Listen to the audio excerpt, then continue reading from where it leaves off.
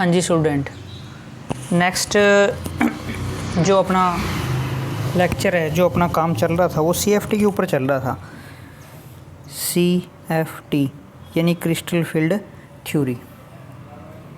ठीक है, अभी भी कई बच्चों के थोड़े डाउट हैं इसमें कि, और मैं एग्जांपल से ही क्लियर करवा दूंगा कि जो भी डाउट है वो भी मैं इसी में इंक्लूड कर दूंगा। जैसे ये कंपाउंड दे दिया CONH3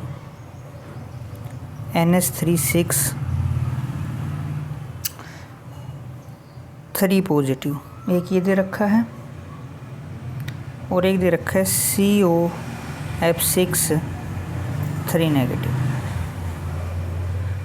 इसका मैग्नेटिक नेचर पूछा है according to CFT। Magnetic nature क्या है इसका, पैरा है या डाई है, दोनों में CO ही है। ओके, तो सबसे पहले फर्स्ट ऑफ ऑल आप क्या करेंगे, CO cobalt 18 4s2 3d 7 configuration लिख लिया आपने। अब कई बच्चों में कन्फ्यूजन है कि भाई कैसे रिमूव करेंगे। रिमूव सबसे पहले 4s से होगा, फिर 3d से होगा। तो रिमूव करने के लिए ऑक्सीडेशन स्टेट निकालो, इस पर 0 होता चार्ज, कोबाल्ट की इस केस में +3 आ जाएगी। इधर इस केस का लेता हूँ मैं, दोनों को इकट्ठा ही चलाएंगे पैरेलल, ताकि क्लियरिटी आती रहे, पता चले आपको। 4s2 3d 7, हाँ जी, इस केस में भी +3 आएगी। ऑक्सीडेशन स्टेट जिस बच्चे को नहीं निकालनी आती है तो वो ये नहीं कर सकता भाई। तो फर्स्ट केस ये है कि ऑक्सीडेशन स्टेट सीखो, जो मैंने लास्ट लेक्चर में करवाई हुई है आपको। हाँ, फिर भी दिक्कत आती है, अगर पीछे वाली भी समझ नहीं आती है तो आप मेरे को बोल सकते हो, दोबारा से करवा दूंगा फिर मैं।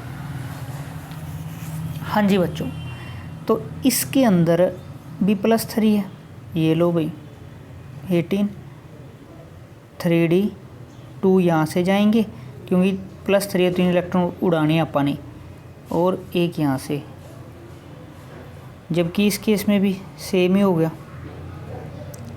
3d 6। चलो ऑर्बिटल बना लेते हैं भाई। अब की बार तो CFT में तो ऐसे बनाएंगे ऑर्बिटल।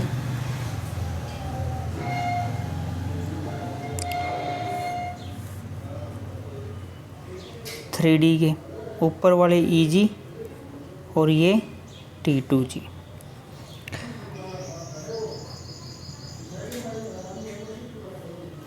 ये EG और ये T2G। ठीक है, ओनली फॉर ऑक्टाहेड्रल कॉम्प्लेक्स के लिए चल रही है अभी CFT। अच्छा भाई, 6 इलेक्ट्रॉन, जो मेन काम था सारा पुराना था। जो अच्छी बात सीखने वाली जो आपको CFT के लिए करवाएगी वो ये है, लिगेंड्स की तरफ देखो। यहाँ लिगेंड्स NH3 है, स्ट्रॉन्ग लिगेंड है, और स्ट्रॉन्ग लिगेंड्स में मैं पहले बता चुका हूँ पेयरिंग होएगी भैया। चलो जी, 6 इलेक्ट्रॉन 1 2 3, स्ट्रॉन्ग लिगेंड है, पेयरिंग होएगी। स्ट्रॉन्ग लिगेंड्स है, पेयरिंग होएगी। NH3 एक स्ट्रॉन्ग लिगेंड्स में लिखवा रखा है मैंने, ऊपर नहीं जाएंगे, पहले पेयरिंग। ठीक है, अब आ जाओ इस केस में 6 इलेक्ट्रॉन फिलअप करने, लेकिन 6 इलेक्ट्रॉन फिलअप करने से पहले ये देखोगे ये लिगेंड्स कैसे है, वीक लिगेंड है। वीक लिगेंड्स के लिए तो मैंने बोला ही नहीं हुआ। नॉर्मल वे से आपने इलेक्ट्रॉन फिलअप करने हैं, पहले सबको एक एक देंगे और फिर पेयरिंग स्टार्ट होगी। ये नॉर्मल वे है। 5 हो गए ना, एक 6। नॉर्मल वे क्या है, सबको पहले एक एक डिस्ट्रीब्यूशन करेंगे फिर पेयरिंग होएगी। जबकि in case of strong ligands pairing पहले होएगी भाई, पेयरिंग। ठीक है, देखो बच्चे, D6 का केस ये था और D6 का केस ये था। अब कई बच्चों का यही क्वेश्चन था कि सर D6 के हिसाब से बना रहे हैं तो सारे ही पैरा आ रहा है, या कई कह रहे थे डाई आ रहा है। D6 में 2 केस हो गए ना अब। तो D6 का जो इलेक्ट्रॉन डिस्ट्रीब्यूशन है ऑर्बिटल के अंदर, वो डिपेंड करता है जो साथ में लिगेंड्स हैं, और लिगेंड्स अगर स्ट्रॉन्ग है तो ये पेयरिंग होगी, वीक है तो पेयरिंग हुई नहीं। ठीक है भाई, सारे के सारे पेयर्ड हैं, मेरे को नहीं कोई भी नज़र आ रहा। पेयर्ड इलेक्ट्रॉन है सारे सारे के सारे पेयर्ड हैं, तो नेचर हो गया डाया।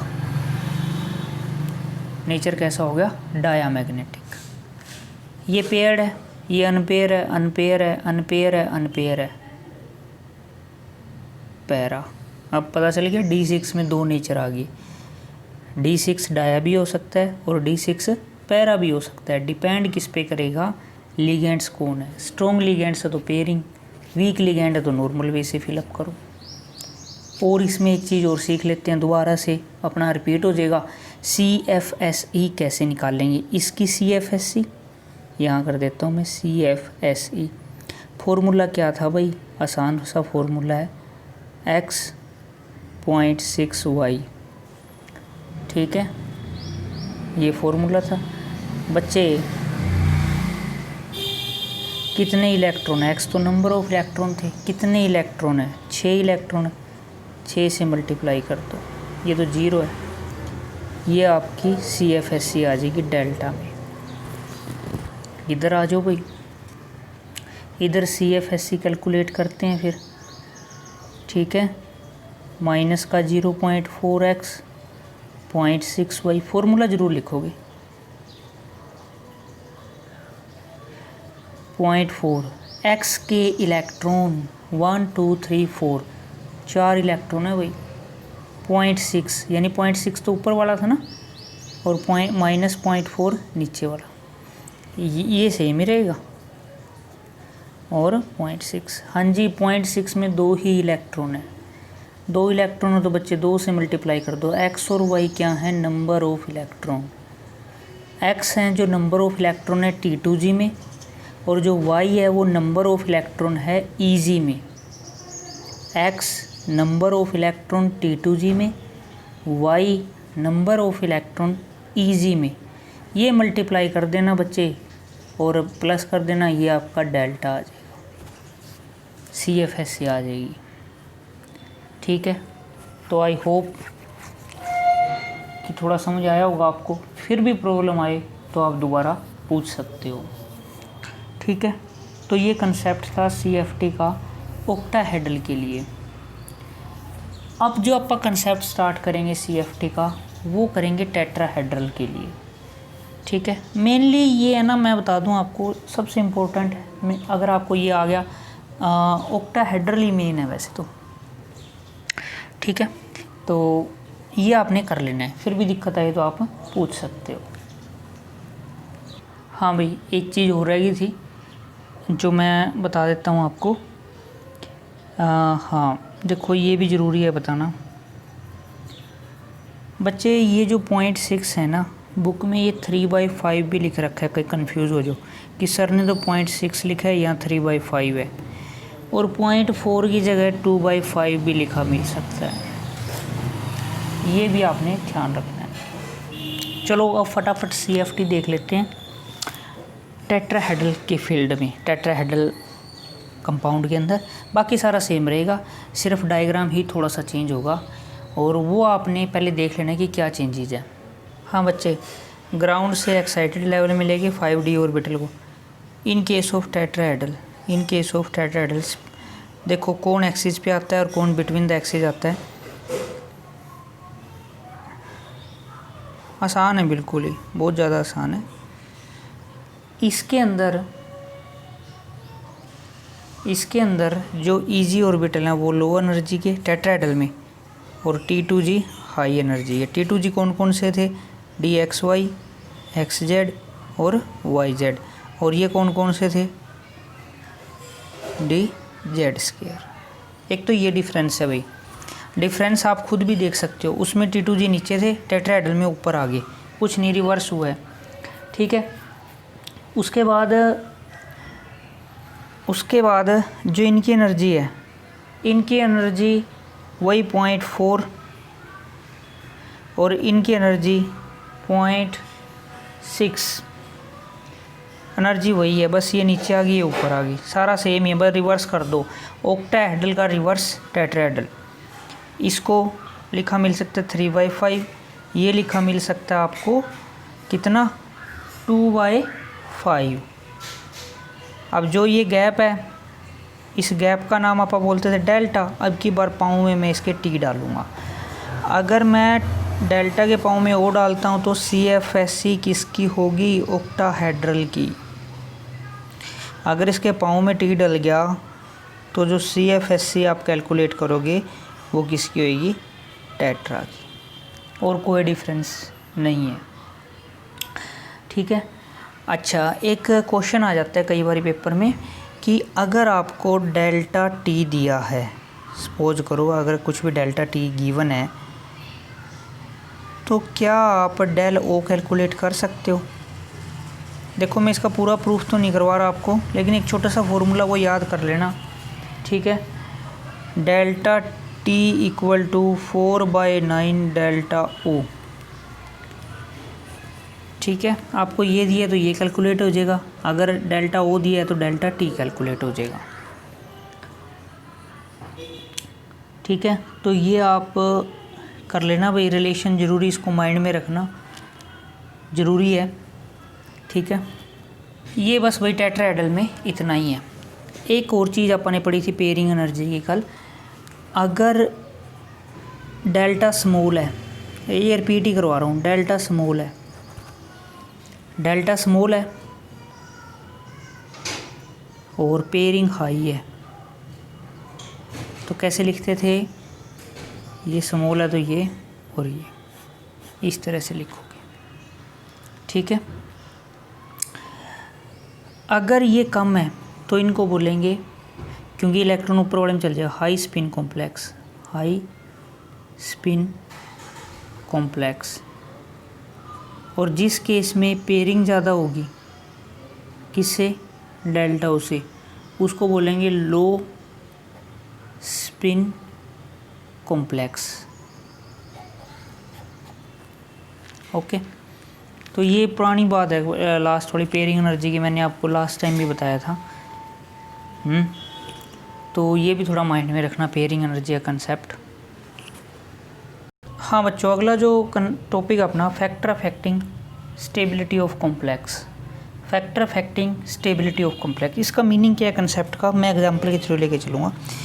एग्ज़ाम में आपको दे देगा विच इज़ मोर स्टेबल, ए और बी में से, दोनों ही कोऑर्डिनेशन कंपाउंड है, दोनों में से ज़्यादा स्टेबल कौन है? फिर अपन ने क्या देखना है? लिगेंड सेम है, ठीक है, लिगेंड सेम है, मेटल भी सेम है, क्या करें भाई? रूल 1, अगर ये कंडीशन है तो charge on CMA central metal atom, जिस केस में चार्ज ज़्यादा होगा उसकी स्टेबिलिटी ज़्यादा होगी। कैसे? अप्लाई करके दिखाता हूँ रूल को।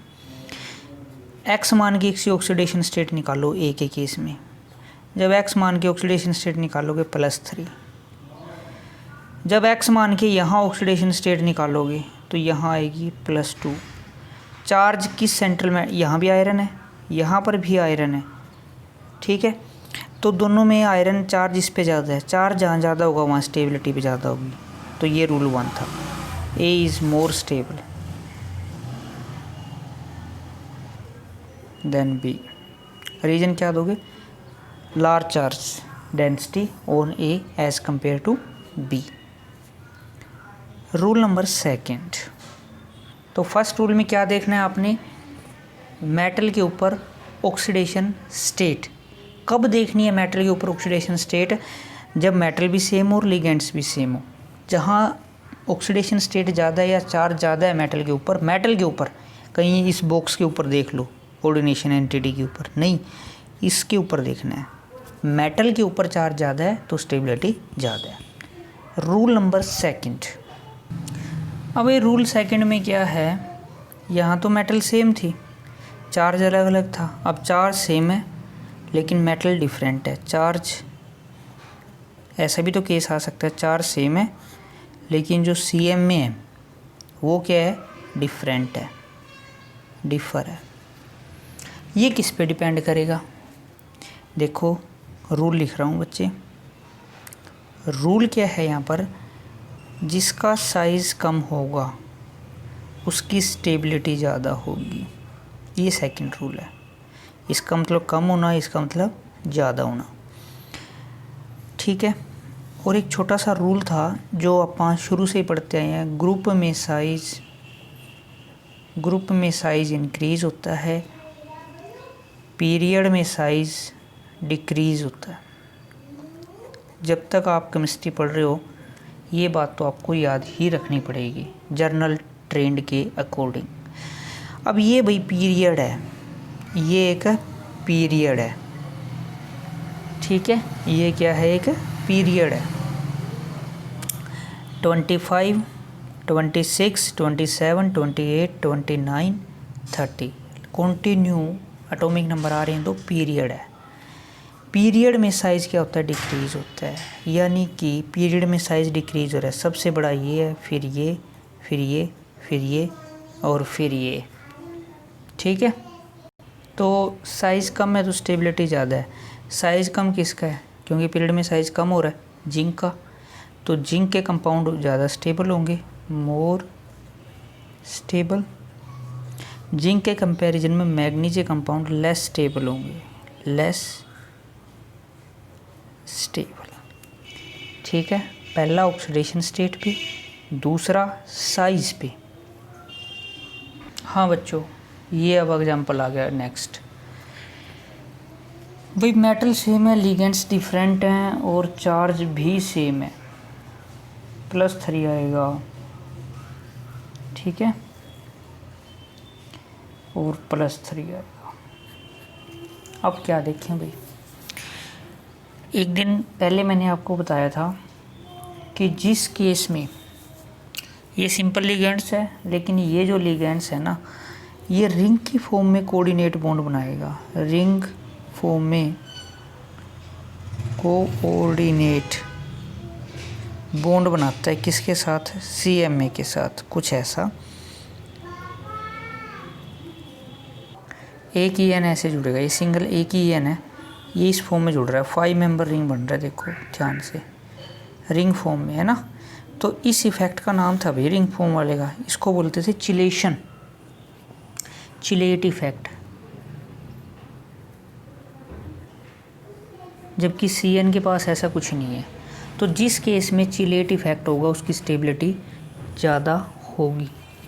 जिस केस में चिलेट इफेक्ट होगा या रिंग फॉर्मेशन होगा उसकी स्टेबिलिटी ज़्यादा होगी, ठीक है। तो क्या लिखोगे, chelate effect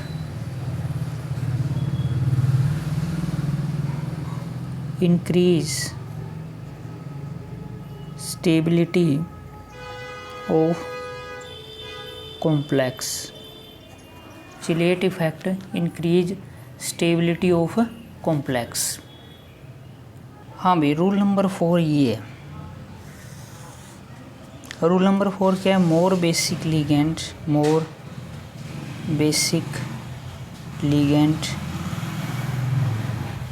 more stability of complex.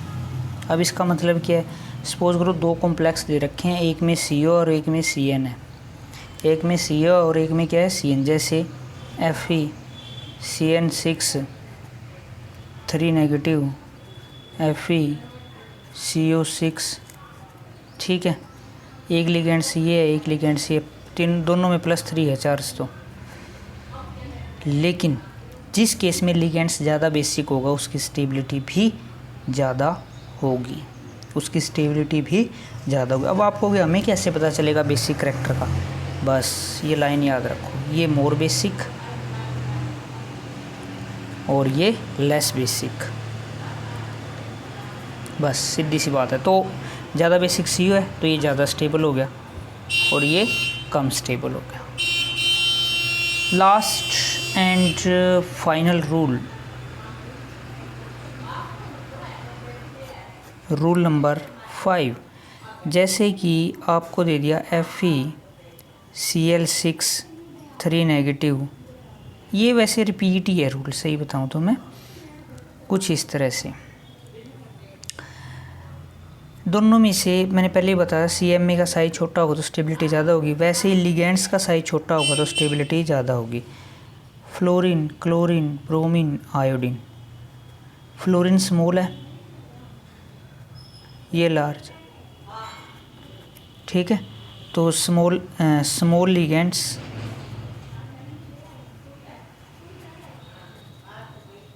High stable. छोटा कौन है? फ्लोरीन है। बड़ा कौन है? क्लोरीन है। देखो ये बेसिक बातें तो पता होनी चाहिए भाई हर एक को। अगर ये साइज़ का फंडा क्लियर नहीं है तो ग्रुप में साइज़ इंक्रीज़ होता है, देखो ठीक है। तो ये आपको सीखना पड़ेगा। तो फ्लोरीन का साइज़ छोटा है, फ्लोरीन का साइज़ छोटा है तो ये तो लिखा है small ligands high stability, high stable. तो ए और बी में से ए मोर स्टेबल होगा, मोर स्टेबल। ठीक है, तो थोड़ा सम अप करते हैं। देखो सीएम में छोटा हो या लिगेंड्स छोटा हो ज़्यादा स्टेबल होगा कॉम्प्लेक्स। एक रूल तो ये दो रूलों को मैंने एक में ही बता दिया आपको। भले ही सीएम में छोटा हो, भले ही लिगेंड्स छोटा हो, तो उस केस में स्टेबिलिटी ज़्यादा होगी। फिर उसके बाद जिसके ऊपर चार्ज ज़्यादा होगा उसकी स्टेबिलिटी ज़्यादा होगी सीएमए के ऊपर। फिर ज़्यादा बेसिक होगा तो ज़्यादा स्टेबिलिटी होगी। अगर रिंग फॉर्म करेगा तो ज़्यादा स्टेबिलिटी होगी। तो ये रूल थे स्टेबिलिटी से रिलेटेड। ठीक है, तो बच्चे ये था भाई स्टेबिलिटी के ऊपर एक लेक्चर। थोड़ा सीएफटी भी आया इसमें। ठीक है, थोड़ा बहुत रह गया ये चैप्टर, शायद एक लेक्चर और लगेगा अपना, वो अपन नेक्स्ट लेक्चर में ही करेंगे अभी, नहीं तो लेक्चर लंबा हो जाएगा काफ़ी। ठीक है, तो ये कर लेना भाई। ओके।